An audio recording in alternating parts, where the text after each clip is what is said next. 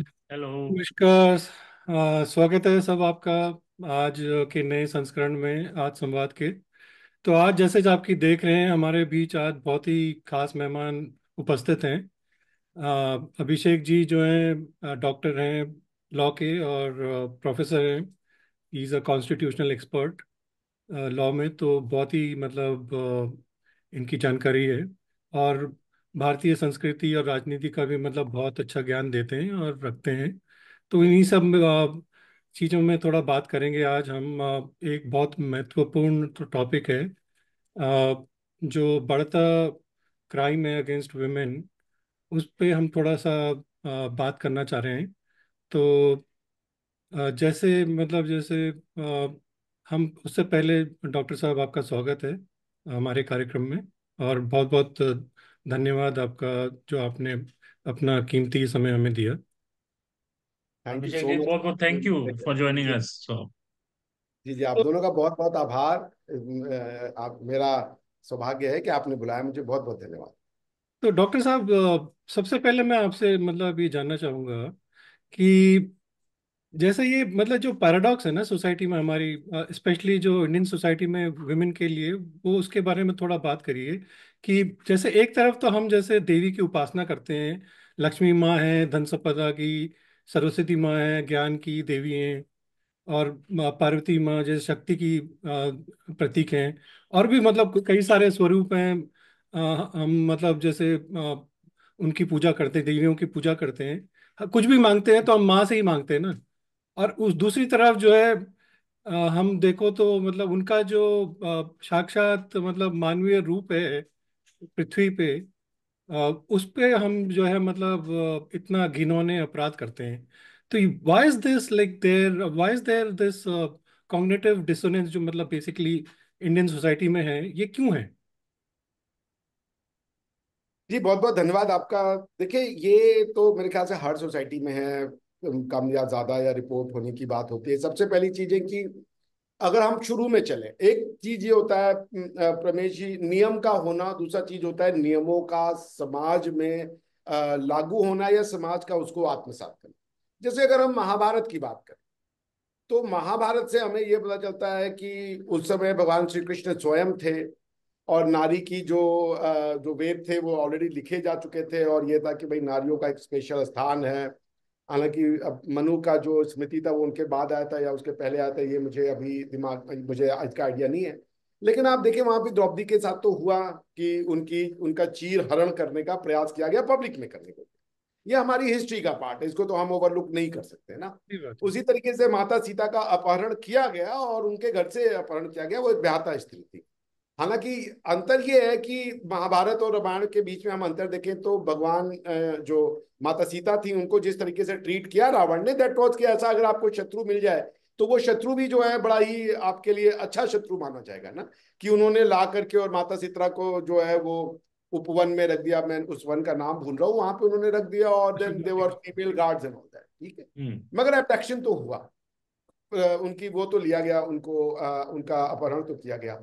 उसी तरीके से भरी सभा में द्रौपदी का चीरहरण तो हुआ, ये भी सच्चाई है। उसी तरीके से अब आप अगर देखें जो हमारी जो मंदिर हैं अजंता एलोरा, और उसमें जिस तरीके के जो इंस्क्रिप्शंस हैं या जो जो जो उन मंदिरों में चित्र आपको मिलते हैं या जो उकेरे गए हैं पत्थर पे शिलाएं, मूर्तियां, उनमें भी आपको दिखता है कि बड़े आराम से जो है वो स्त्री के वक्षस्थल को दिखाया गया है। और बहुत ही, अगर मैं उसको कहूँ तो क्रिएटिव, प्रोवोकेटिव नहीं यूज करना चाहता, क्रिएटिव। क्रिएटिव तरीके से इवन सेक्सुअली एक्सप्लिसिट जो है वो आपको वो मिल जाते हैं, कार्विंग्स मिल जाते हैं।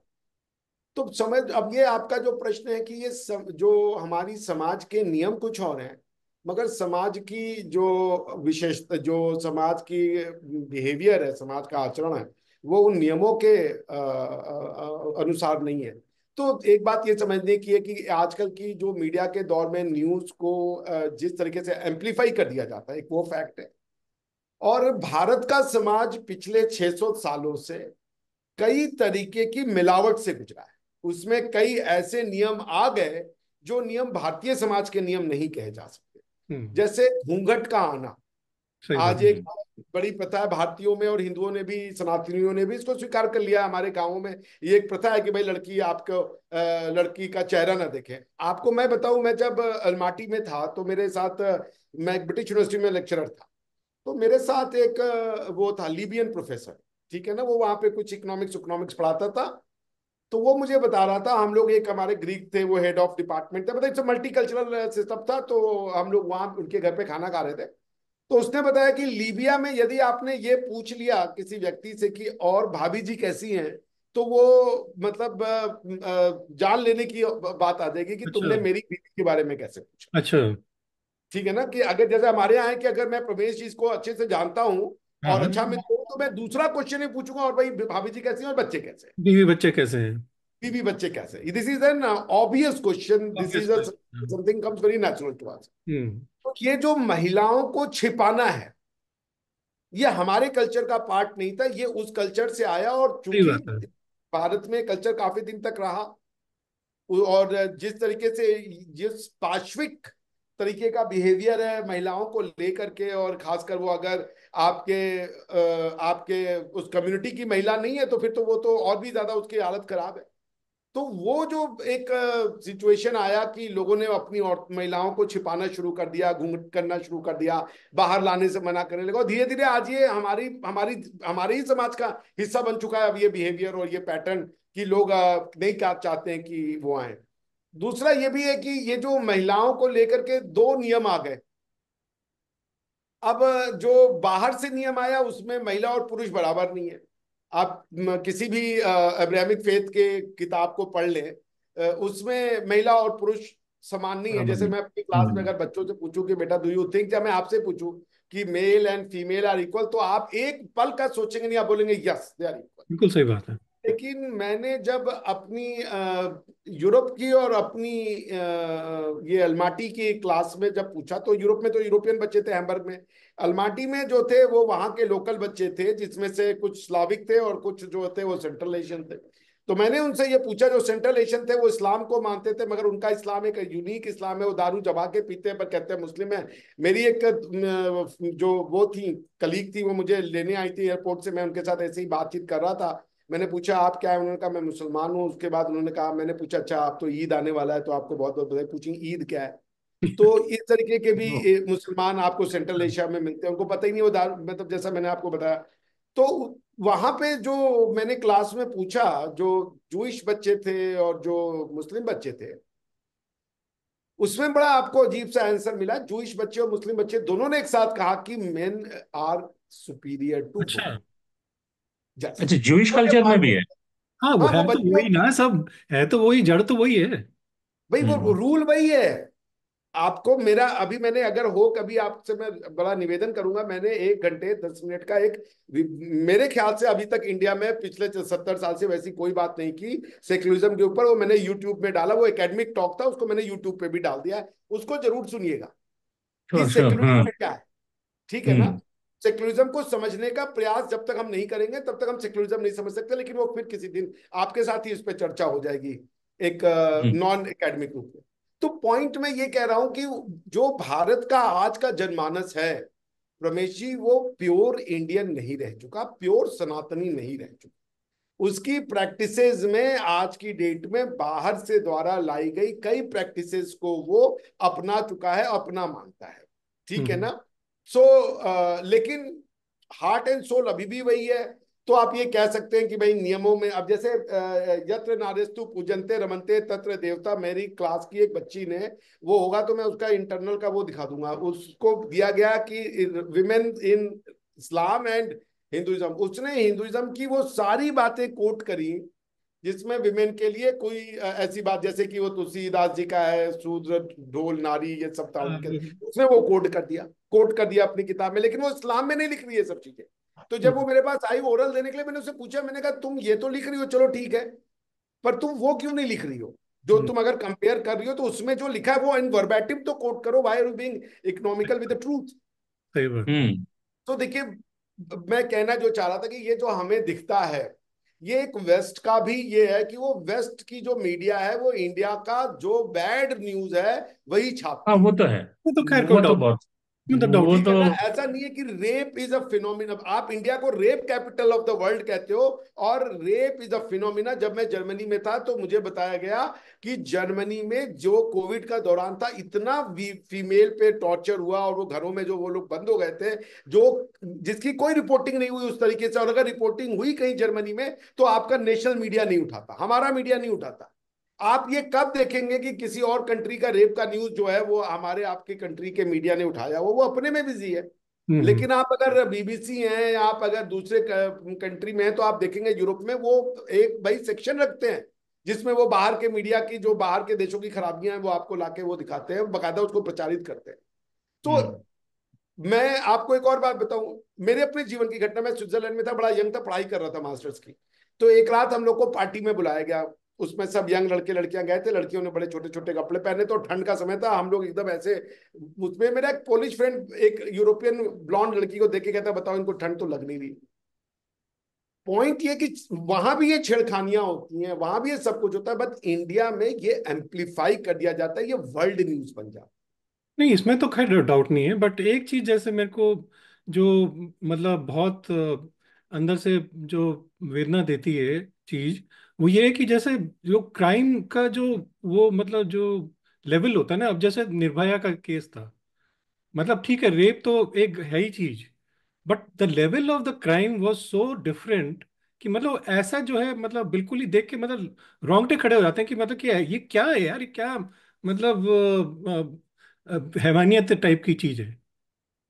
देखिए इंटेंसिटी, देखिए प्रमेश जी, कोई भी समाज कितने भी अच्छे नियम बना लें आप, वो पूर्णतया जो है वो एकदम सिविलाइज्ड हो जाए, ये संभव नहीं। इसमें तो तो खैर वाकई वो एक एबरेशन रहेगा, इसीलिए नियमों की आवश्यकता होती है। नियम उनके लिए होते ही नहीं है जो नियम को तोड़ते ही नहीं है, उनको पता भी नहीं होता है।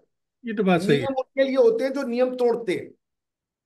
ठीक है ना। अगर हमें आपको, जैसे हम आज से आईपीसी जो अब बीएनएस बन गया उसको हटा दें, तो क्या हम आप रेपिस्ट बन जाएंगे और मर्डरर बन जाएंगे? नहीं सही बात, बनेंगे। सही नहीं बात। नहीं, हाँ। तो ये ये बना उनके लिए है जो बनेंगे, और उनको सजा दिया जाएगा। किसी भी दुनिया की क्रिमिनल लॉ में प्रमेश जी आपको ये नहीं लिखता है क्रिमिनल लॉ की किताब में कि आप अपराध नहीं करेंगे। हम्म आपको ये लिखा जाता है कि आपने यदि ये एक्ट किया तो आप अपराधी माने जाएंगे। सही बात है। आपको इससे एक्ट की करने की पूरी छूट है, आप कर लो। अब हम कि दुनिया का कोई पुलिस स्टेट भी बना दीजिए कि हर एक आदमी के पीछे पुलिस रख लीजिए, तब भी आप क्राइम को प्रिवेंट नहीं कर पाए। सो जो आपने बात कही कि इंटेंसिटी और हैवानियत, तो जिस तरीके का वो एक जिसे कह लीजिए बड़ा ही कैसे कहें अब उसको, बड़ा ही मतलब मानवता को धिक्कारने वाले जो एक्ट हो जाते हैं, उस तरीके की जब ब्रूटैलिटी की जाती है, तो वो हमें बिल्कुल वो करता है। मगर इनको आप नहीं रोक सकते, क्योंकि मानवता जो है वो सब कोई हमारे आपकी तरह सिविलाइज नहीं हो सकता। ये लोग हमेशा ही रहेंगे समाज में। अगर चाणक्य पैदा होंगे तो धननंद भी होंगे समाज में, जो जिसको समझ में नहीं आया कि भाई आपके ऊपर अटैक हो रहा है, उसने कहा इस ब्राह्मण को उठा के फेंक दो। तो समाज में ऐसा सोच लेना कि अपराध नहीं होगा और बहुत भीषण अपराध नहीं होगा, ये तो मैं कहूंगा नाइविटी हो जाएगी, वो हो ही नहीं हम्म। सकता, असंभव है। ये तो खैर अब है। आप ये सोचिए कि हमारे यहाँ लॉ में मर्डर होता है, कल्पेबल होमिसाइड है, मर्डर है, दो तरीके का क्लासिफिकेशन है। आप एक इंसान दूसरे इंसान की डेथ कई तरीके से कॉज कर सकता है। एक एक्सीडेंटली हो गया, ठीक है, वो भी डेथ कॉज कर गया। एक नेग्लिजेंटली हो गया, रैशली हो गया, वो भी डेथ कॉज किया। आपका सही बच्चा था वो, जैसे अभी बच्चे ने वो पुणे में या मुंबई में चढ़ा दिया गाड़ी, उसने कोई हाँ, मारने के वो लिए, इंटॉक्सिकेटेड था, चढ़ा दी, हाँ। बात। वो इनएब्रिएटेड था, उसने जो है उससे चढ़ हम्म। गई गाड़ी। हम्म तो वो अब चूंकि वो अगर दारू पी के चला रहे हो तो ये तो पता है कि तुम ऐसी हरकत कर सकते हो, तो इसका मतलब है तुम नेग्लिजेंट तो हो। भले हम्म ये एक्सीडेंट ना हो, ये नेग्लिजेंट तो है। हम्म दूसरा है हम्म। कि आप प्लान करके मार रहे हो कि भाई एक्स वाई जी को ही मारना है मुझे, वो गाड़ी ले जाके आपने चढ़ा दी। हम्म तीसरा ये हो सकता है कि भाई जो है वो बंदा कोई और था, मारना किसी और को, गलती कहीं और हो गई, कोई और ही आ गया दबे में। तो आप समाज, ये जो लास्ट तरीके का अपराध है जिसमें कि एक मानव दूसरे मानव को माने, तो उसको जो है वो सजाए, जिसे हम कहते हैं कि उसको सजाए मौत दी जाती है, उसका जो है डेथ पनिशमेंट या कैपिटल पनिशमेंट दिया जाता है। उसमें भारत की कोर्ट ने बार बार कहा है कि अनलेस एंड अनटिल वो इतना विभत्स अपराध न हो, कि हमें ये लगे कि ये रेयर ऑफ द रेयरेस्ट है, हम डेथ पेनल्टी नहीं देंगे। हम्म। यानी कि एज अ लॉयर जो हम ट्रेंड होते हैं, हमें ये पता है कि रेप, मर्डर, चोरी, डकैती ये पार्ट ऑफ सोसाइटी है, होंगे। आप स्टेट की पावर टू किल पे आप रिस्ट्रिक्शन लगाएं, क्योंकि स्टेट अगर मारने पे चला गया तो उसके बाद जो ऑपरेटर्स है हाँ, वो तो उसको कह रोक। कह नहीं सकते कुछ। तो इसलिए मतलब ये इस तरीके का समाज में होना, ये एक एक से समझ लीजिए, it's an irony, it's a sad thing, but समाज में रोका इनको नहीं जा सकता। अब आप यूएस का देख ले, कोई बच्चा है वो बंदूक लेके गया, धड़धा धड़धा जाके मार देता है, लेकिन फिर भी वो गन लाव को लेके नहीं रोक पा रहे। ये तो खैर है। तो समाज में इस तरीके के अपराध होंगे, और वो अनफॉर्चुनेट विक्टिम देखिए कोई भी हो सकता। अब टेररिज्म है, it's a part of our life, ठीक है ना। आज जैसे मैं जो बातें खुल के बोलता हूँ, लोग मुझे कई बार बोलते हैं भाई वो बातें मत बोला करो वरना गर्दन से तन से जुदा हो जाएगा।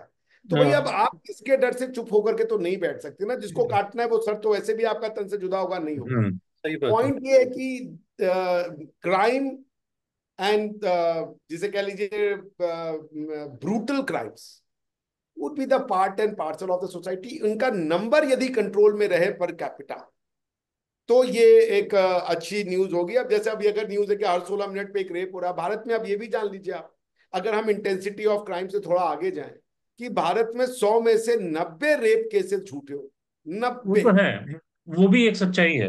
ये भी सच्चाई है, खैर। और हाँ, वो और आजकल वो क्या है कि जब ये जो फेमिनिज्म और ये सब चीजें की हाँ जब हाँ कॉन्सेप्ट हाँ। हो गए हैं, वो उसके साइड इफेक्ट्स भी हैं। अब आप मैराइटल रेप पे भारत की मैं अपनी क्लास में गया, कल परसों की बात है, मैं बच्चों को फैमिली लॉ में डिवोर्स का कॉन्सेप्ट पढ़ा रहा था, और उसमें मैंने कहा क्रुएल्टी एक ग्राउंड है डिवोर्स के लिए, ठीक है। तो मैंने हम्म। बच्चों से कहा कि क्रुएल्टी से तुम क्या समझते हो, ठीक है हम्म। ना। क्रुएल्टी मेंटल भी हो सकता है, फिजिकल भी हो सकता है। फिजिकल भी हो सकते हैं। तो मेंटल क्रुएल्टी से तुम क्या समझते हो, और फिजिकल क्रुएल्टी और मेंटल क्रुएल्टी दोनों मिलके वो क्रुएल्टी कब बनेगी। तुम एज अ जज जब ये कहो कि भाई मैं इसमें डिवोर्स देने को तैयार हूं। तो मैंने कहा मान लो 3 साल तक एक लड़का, शादी हुई है और बड़ा प्यार से रह रहा है अपनी वाइफ के साथ, एक दिन आया उसको बहुत गुस्सा आ गया, उसने वाइफ को एक थप्पड़ मार दिया, कस के खींच के मारा अच्छे से। हम्म। तो 2-3 लड़कियां तो चीख पड़ी वहीं पे कि ये तो डिवोर्स है, ये तो डिवोर्स है। मतलब मैंने उनसे कहा बेटा ये तुमको नहीं पड़ा है, तुम जज हो, you hmm. Have to make a distinction कि you have not been hate but you have to understand the gravity जो तुम करने जा रही हो। अगर तुम इमोशंस में बह जाओगी तो फिर काम ही गड़बड़ होगा। सही बात है। तो वो बच्चियां कह रही थी कि वो 5-6 बच्चियां, वो जो फेमिनिज्म वाला जो आपने बताया, वो कह रही थी सर ये तो डिवोर्स है, ये तो खत्म करो इसको, तो शादी यहीं खत्म हो जानी चाहिए। हम्म। तो मैंने कहा भाई ऐसे नहीं होता। उसने कहा सर ये तो सारी दुनिया ऐसी कहेगी। मैंने कहा चलो तुम्हारी क्लास में पूछ लेते हैं। अच्छा उसी क्लास में से अगर 30 लड़कियां होंगी तो 25 ने कहा नहीं हम इसको डिवोर्स नहीं मानते, हम इसको वैसा कुछ नहीं मानते। सो बॉटम लाइन मेरे कहने का ये है ना कि this is the part of society, this will या keep on happening. The only thing is that कि हम इसको कितना कंट्रोल करें, रिड्यूस समाज कैसे में कर सकते हैं, कैसे मतलब? जागरूकता लाए। जी। हाँ, तो इसमें हाँ, ये मतलब है। सरकार का क्या रोल हो सकता है कि क्या मोर लाइक जैसे पोलियो का अभियान किया था सरकार ने, एड वैड देके कि भाई ये करो, इसको करो, इसके जो दुष्परिणाम परिणाम है, इसको अगर दिखाया जाए सोसाइटी में एड्स के थ्रू, उससे फर्क पड़ेगा। देखिए जो गवर्नमेंट का कॉन्सेप्ट है, स्टेट का कॉन्सेप्ट है, वो वेस्ट वाला स्टेट इंडिया कभी नहीं बन पाए। वेस्ट में जो स्टेट है 8 करोड़ की पॉपुलेशन है, 1 करोड़ की पॉपुलेशन है, 3 करोड़ की पॉपुलेशन है, उसको मैनेज करना। ये तो बात। आपके पास 1 अरब 40 करोड़ की पॉपुलेशन है, वो स्टेट आप बना ही नहीं सकते। ये ऑलवेज सोशल काम होगा। हम्म। यहाँ पे स्टेट और सोसाइटी में, सोसाइटी भारतवर्ष की जो पॉलिटिकल स्ट्रक्चर है, सोसाइटी और culture will always be prevailing over state. यदि स्टेट इनसे टकराता है तो वो स्टेट बिल्कुल टूट जाएगा, उस स्टेट की लेजिटिमेसी चली जाएगी। आप भारत का जो गवर्नमेंटल स्ट्रक्चर है, जिस तरीके से गवर्नमेंट को देखा जाता है, और जो वेस्ट का आइडिया ऑफ स्टेट है, उन दोनों में बहुत अंतर है। वेस्ट के स्टेट ने फैमिली को खत्म कर दिया, उसने इंडिविजुअलिज्म को इतना ज्यादा ये तो जिसे सही बात है। प्रायोरिटी दे दी। उसने इंडिविजुअल को इतना ज्यादा इंश्योर और सिक्योर कर दिया कि तुम्हें हेल्थ सिक्योर हो गई, तुम्हारा जो है वो पैसा सिक्योर हो गया, तुमको जो है अब किसी की जरूरत नहीं है। तो वो इंसान जब तक ये समझता है कि मुझे लाइफ के फैग एंड में फैमिली सोसाइटी की भी जरूरत होगी, तब तक बहुत देर हो चुकी होती है, उसके बाद कुछ नहीं बचता। मैं यूरोप में रहा करीबन 10-15 साल, तो मेरा यूरोप में यह था कोई दोस्त ही नहीं बनता था। जब मैं हम्म। मास्टर्स में गया तो फिर भी दोस्त बन जाते थे। जब मैं पीएचडी में गया तो कोई दोस्त बनने को राजी नहीं था। ये तो बात सही है। और जर्मन तो बात ही नहीं करते, तो उनका जो एक दूसरे से भी बात नहीं करते उस साले। नहीं करते, हम लोगों को यहाँ पे पड़ोस में पता नहीं कौन है। हाँ, नहीं नहीं करते वो। तो अब उनका जो स्टेट है वो एक स्टेट ओवर पावरिंग, वो गॉड को रिप्लेस करता है, बिकॉज उनका स्टेट सेक्युलरिज्म का नतीजा है। हाँ, वो तो का खैर स्टेट, अलग सही है। मतलब जब आप चर्च में से पॉलिटिक्स अलग करते हैं तो जो पॉलिटिक्स बचा वही स्टेट बनता है। तो वो इतना पावरफुल होता है कि वो सोसाइटी को दबा सकता है, वो सोसाइटी के नॉर्म्स को चेंज कर सकता है। हम्म। भारत में उतना उतना स्ट्रॉन्ग स्टेट आप नहीं बना सकते। हाँ, एक तो अब population is the biggest factor. Population भी। पॉपुलेशन भी प्लस ये समाज की टेक केयर नहीं कर सकता ये स्टेट। हम्म। इतना बड़ा अपरेटस नहीं बना सकते आप नहीं बना समाज में, सकते। इसीलिए हमारे यहाँ एडीआर, ये सोशल काउंसलिंग और ये सब पे जोर दिया जाता है डिस्प्यूट को रिजॉल्व करने के लिए। ये केसेस ही नहीं सॉल्व हो पाते।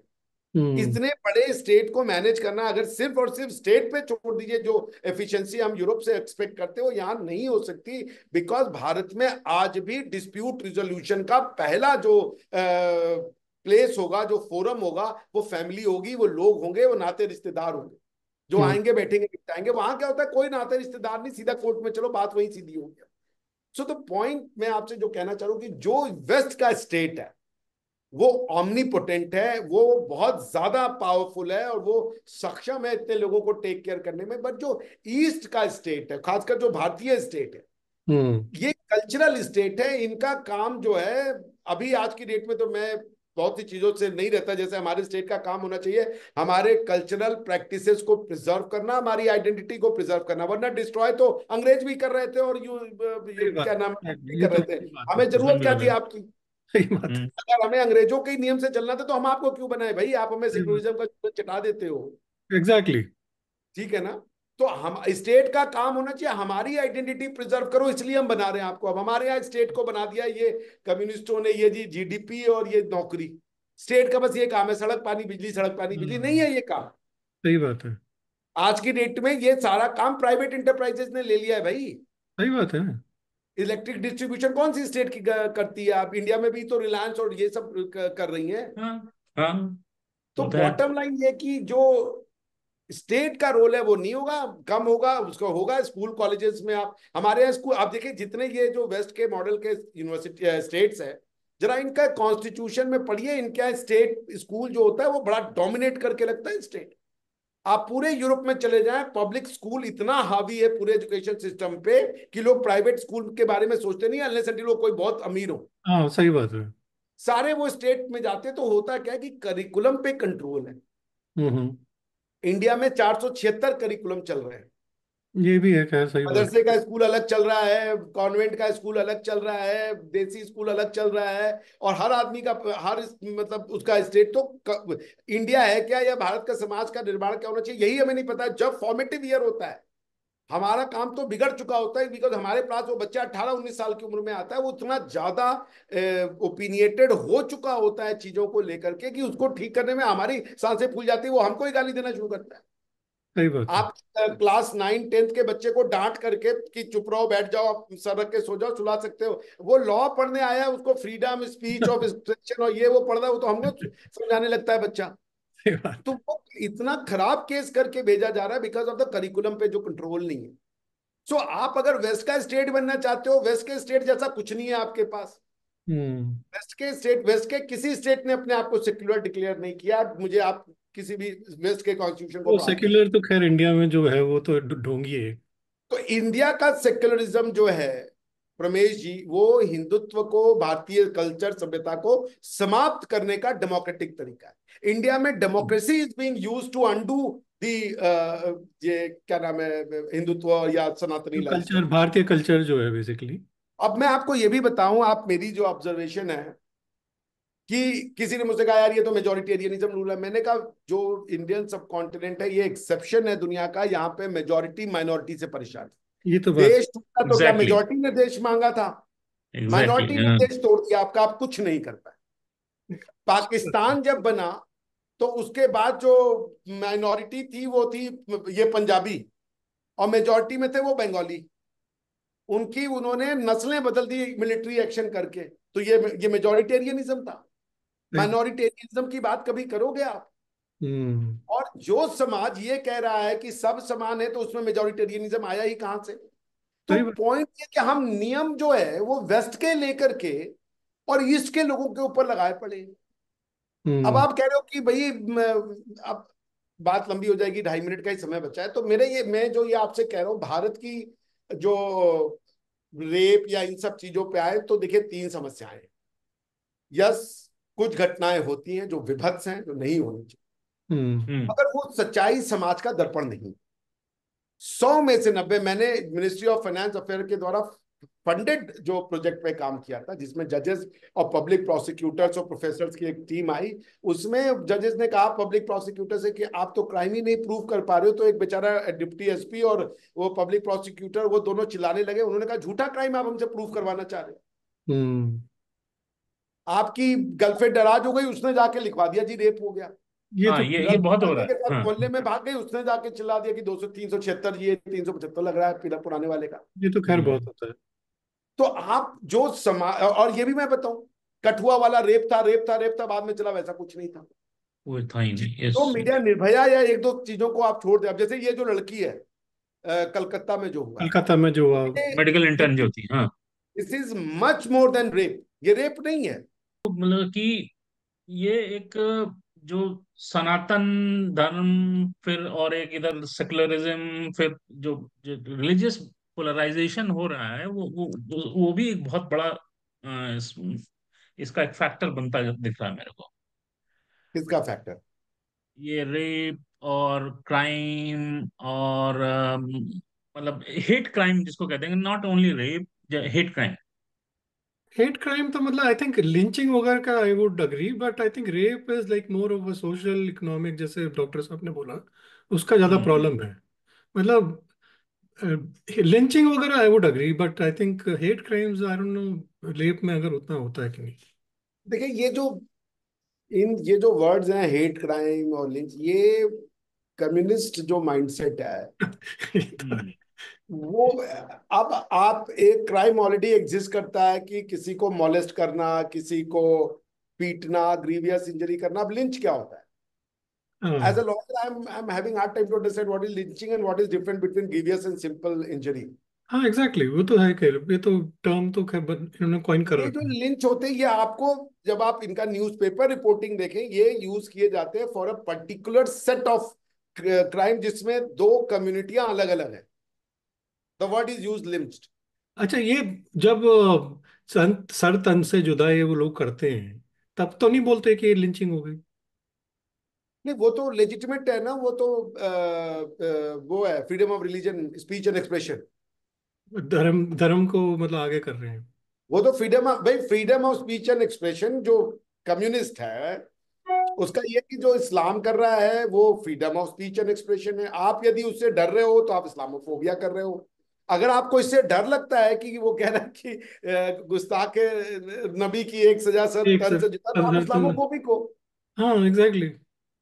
भाई मैंने एक बार पाकिस्तानी चैनल पे कहा, मैंने कहा दुनिया का सबसे बड़ा इस्लामिक फोबिया तो आपको है, क्योंकि टीटीपी का नाम शरिया लाएंगे, आप टीटीपी से लड़ रहे हो।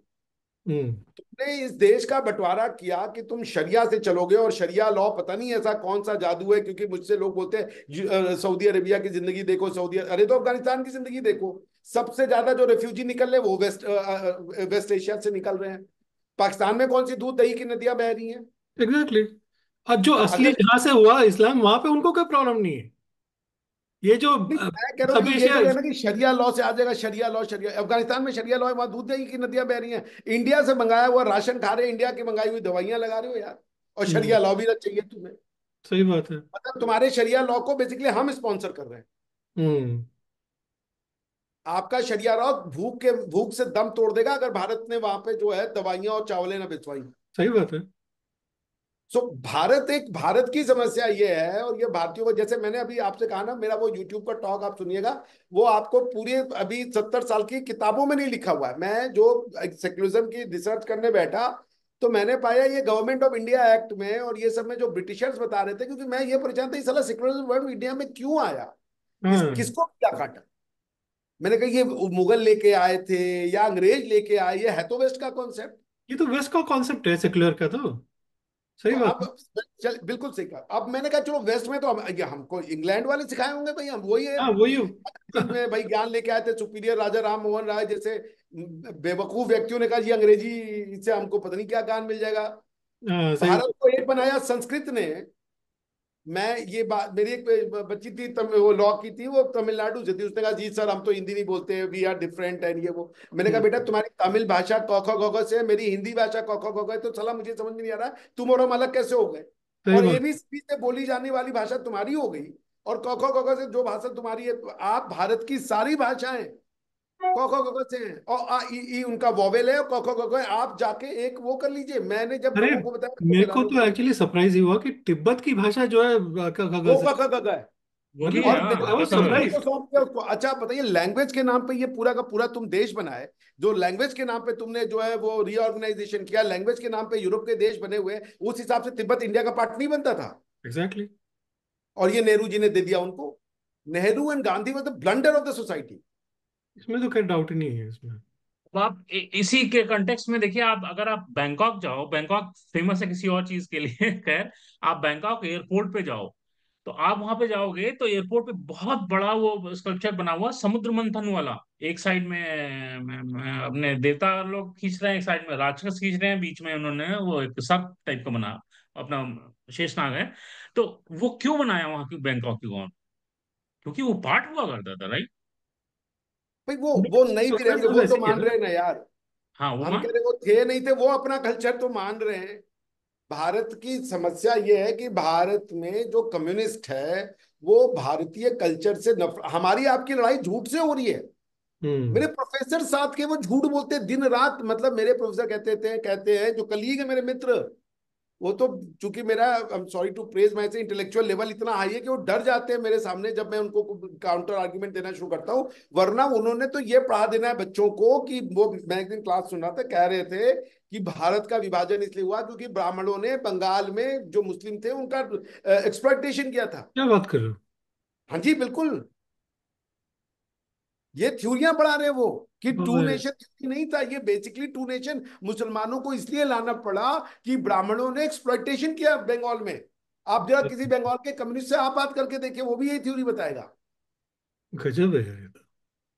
तो ये झूठ, अब जैसे बांग्लादेश में जो हुआ, मैंने उनको काउंटर किया, मैंने कहा क्या हो रहा है बांग्लादेश में हिंदुओं के साथ, लेकिन there are some Bengali Muslims who are saving them. मैंने कहा वो झूठ है। पॉइंट ये है कि we are fighting a war with lies, deceit, propaganda.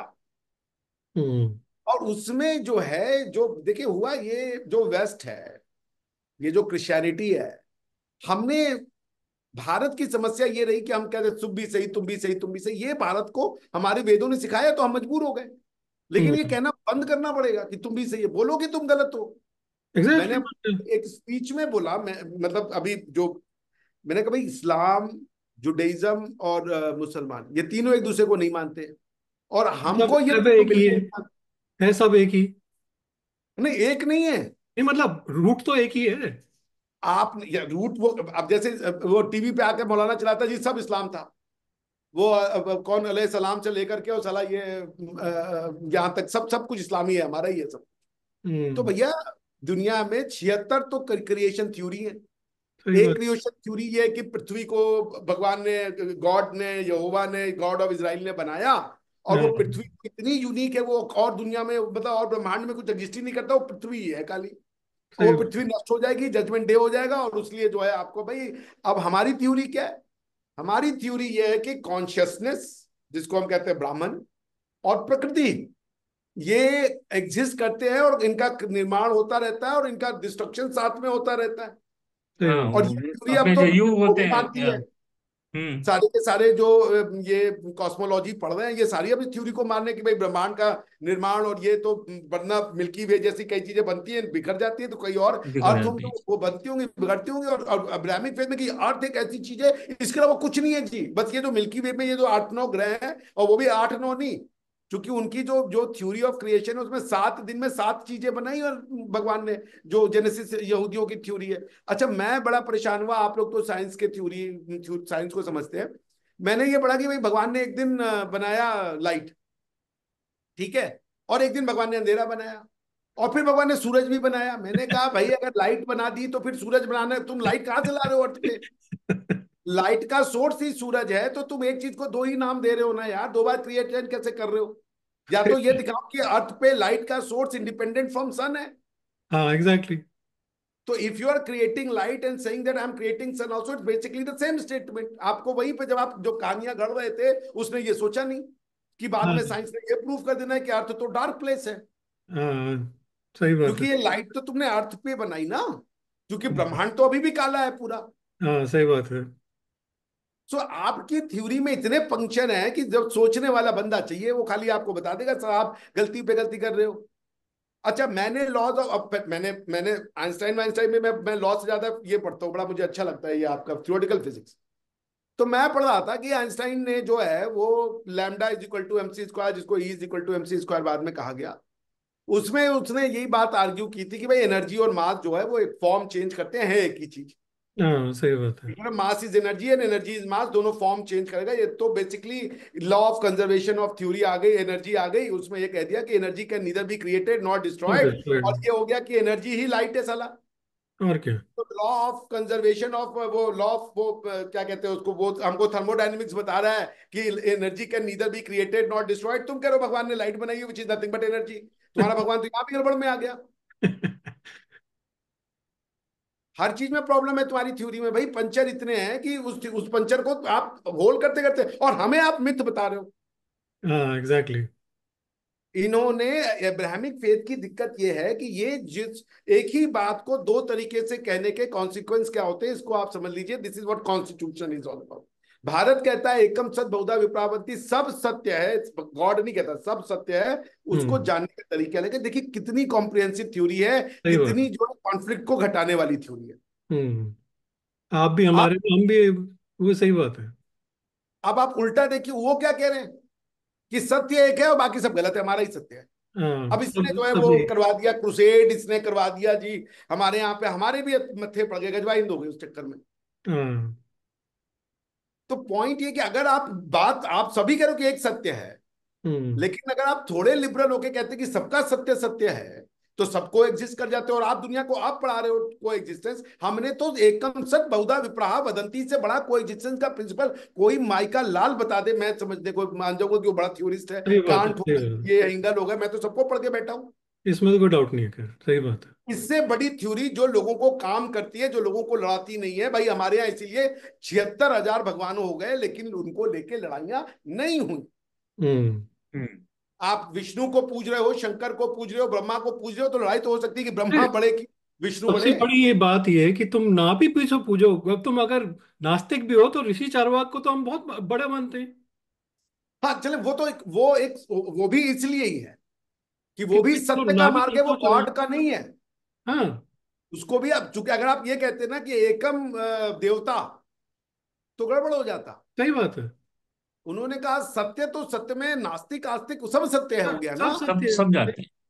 और और ऋग्वेद में उन्होंने तो क्या लिखा कहा, है, नासकता सुधा क्या है वो मेरे को एग्जैक्टली पता नहीं, कि वो सत्य एक पहले बात से मैं था। आपको और बताऊं, बड़ी मजेदार, आप ऑब्जर्व करें, उसी में क्या लिखा है कि और इसको बताने वाले विद्वान जन, तो जो सत्य को ये बताए कि भगवान नहीं है, ये भी एक सत्य है भगवान को जानने का। एग्जैक्टली।